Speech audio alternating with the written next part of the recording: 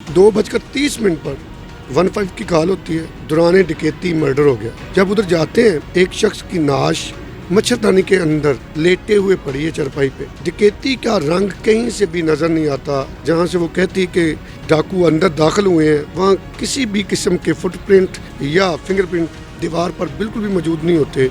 तो हम उससे पूछते हैं कि आपके घर में कोई आया था? तो वो कहती है हमारे घर में कोई भी नहीं आया था।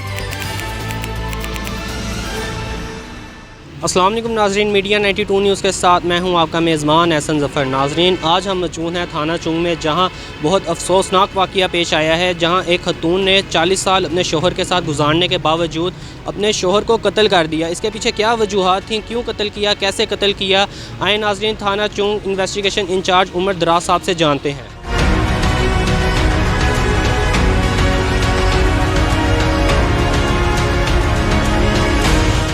सर, ये 25 की रात को 2:30 पर 15 की कॉल होती है कि एक घर में दौरान डकैती मर्डर हो गया।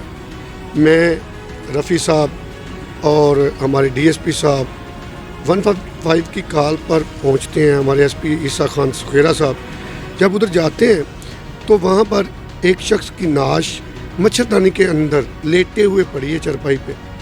मुहरकात जानने की कोशिश करते हैं तो सामान बिखरा पड़ा है। खतून जो हसीना बीबी है, जिसका शौहर कत्ल हुआ है, वो एक मुस्तरब कैफियत में होती है।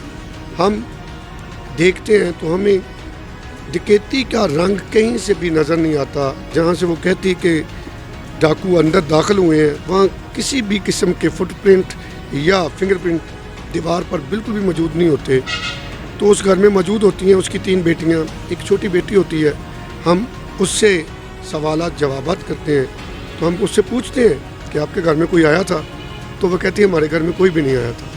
वहाँ से हमें और ज़्यादा शकूक पैदा हो जाते हैं। हम खतून खाना से अपने स्पेशलाइजेशन तरीक़ा के साथ हम उनके साथ बातचीत करते हैं तो बिलाखिर अल्लाह ताला हमें कामयाबी देता है और जिस पिस्टल से उसने कत्ल किया होता है वो पिस्टल बरामद हो जाता है जो उसने दीवार के बाहर फेंका था। उसके बाद हम अपनी इंटरोगेशन अमल में लाते हैं और ये मामला सॉल्व आउट हो जाता है। जैसे कि 24 आवर्स में सुना है कि आप केस को कंप्लीट कर लेते हैं, इसमें क्या कोई ख़ास टीम तश्कील दी गई है? अल्हम्दुलिल्लाह मेरी तैनाती के 10 केस थे कोट लखपत में, जिसमें 4 ब्लाइंड मर्डर थे। वो भी अल्लाह ताला ने ऐसे ही कामयाबी दी थी। आपका एक प्रोफेशनल तरीका होता है कि आप तफ्तीश का आगाज़ कैसे करते हैं। जब हम किसी भी अक्रेंस पे पहुंचते हैं तो हमें अपने नर्व्स पे कंट्रोल होना चाहिए। आपकी टीम जो है वो इंतहाई बाएतमाद होनी चाहिए। मैं जहाँ जाता हूँ वहाँ उसी थाने में एक टीम तैयार होती है, टीम तैयार करता हूँ, उनके साथ मेरी अच्छी कोऑर्डिनेशन होती है और हम जब भी ऐसे मामलात होते हैं तो फिर मैं फुली इख्तियारात देता हूँ तमाम टीम को। वो अपने अपने तौर पर इंटरोगेशन करते हैं। तो हम जब उसको कंक्लूड करते हैं तो अल्लाह ताला के फजल करम से कामयाबी मिल जाती है। यही मेरा तरीका है, यही मेरी टीम है। आपके मतहत आपके बाजू होते हैं, अगर आप बाजुओं पे इन्हिसार करेंगे तो अल्लाह ताला के फजल करम से आप कामयाब हो जाएंगे। उमर साहब, आपने 6 घंटे में ये केस कैसे सॉल्व आउट कर लिया? सर, मेरे साथ उस वक़्त मोहम्मद रफ़ी साहब, ग़ुलाम मुर्तज़ा ASI साहब और मेरी टीम के 4 जवान मौजूद थे।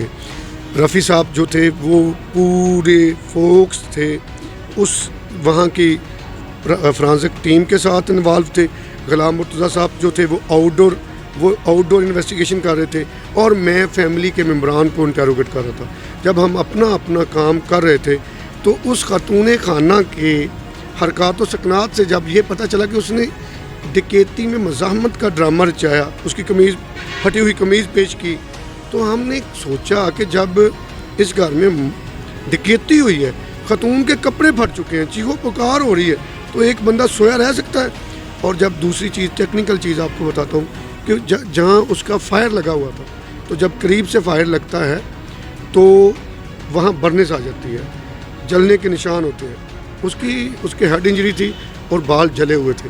वहाँ से रफ़ी साहब ने, क्योंकि बगौर اس کا ملاحظہ موقع کیا تھا ڈیڈ باڈی کا، تو انہوں نے مجھے جب اس پوائنٹ کی طرف، ہم یہ پوائنٹ شو نہیں کرتے، لیکن جب اس پوائنٹ کی طرف ہماری نظر گئی، پھر ہم نے GSR ٹیسٹ کروایا تو خاتون کے بازو پر وہ ٹیسٹ، وہ بارود کے ذرات، جب بھی آپ کوئی ویپن یوز کرتے ہیں، جب آپ ویپن یوز کرتے ہیں تو اس کے جب اس کی خول باہر نکلتا ہے اس کے ساتھ بارود کے ذرات نکلتے ہیں، دھواں نکلتا ہے، وہ آپ کے ہینڈ پہ آ جاتا ہے اس کے نشانات۔ یہ ہماری کامیابی کا راز تھا کہ ہماری پروفیشنلزم اور اس کے ساتھ اپنے کام سے واقفیت تھی کہ اللہ تعالیٰ نے ہمیں اس میں کامیابی دی۔ عمر دراز صاحب، اس کے پیچھے کیا وجوہات تھیں کہ انہوں نے اپنے شوہر کو کیوں قتل کیا؟ ایگزیکٹلی یہ بات جو آپ کی ہے، یہ بہت بڑا کویشچن ہے۔ یہ بندہ آرمی ریٹائرڈ تھا، اس کی ساری زندگی گھر سے باہر گزری تھی، سال میں 1 ماہ کے لیے آتا تھا، بے جا جبر جسے ہم کہتے ہیں، اپنی فیملی کے ساتھ اس کی وہ کوآرڈینیشن، وہ پیار، وہ محبت نہیں تھا جو ایک فیملی میں ہونا چاہیے۔ میرا آپ کے پروگرام کی وساطت سے تمام ان افسران، تمام ان ملازمان سے یہ ایک پیغام ہے، ان ملازمان کے لیے میرا یہ پیغام ہے کہ اگر آپ کہیں جاتے ہیں ڈیوٹی کے لیے، کام کرنے کے لیے، جب آپ واپس آتے ہیں تو اپنے بچوں کے ساتھ، بیوی کے ساتھ وہ جو وقت گزرا ہوا ہوتا ہے اس کو اس طرح شیئر کریں جتنا وقت آپ کو ملتا ہے کہ ان کی وہ کمی پوری ہو جائے، تاکہ ان کو یہ محسوس ہی نہ ہو کہ آپ گھر سے باہر ہیں۔ یہ گھر سے دوری کی وجہ سے اور ان کا باہر رہنا، پھر آرمی آفیسر کا ریٹائر ہو کے گھر آنا، اگریسو ہو جانا، بچوں کو گالی گلوچ کرنا، فیملی کو گالی گلوچ کرنا، یہ اس کے محرکات تھے۔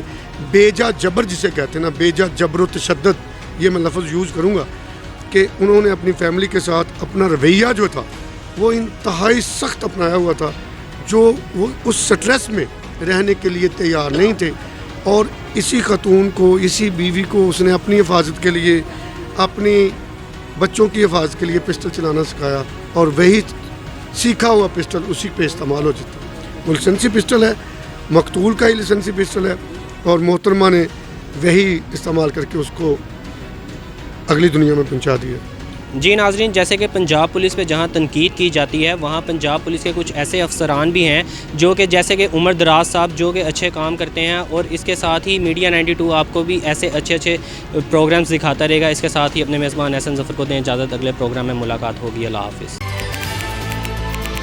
کیونکہ خبروں کو اب چلنے دو۔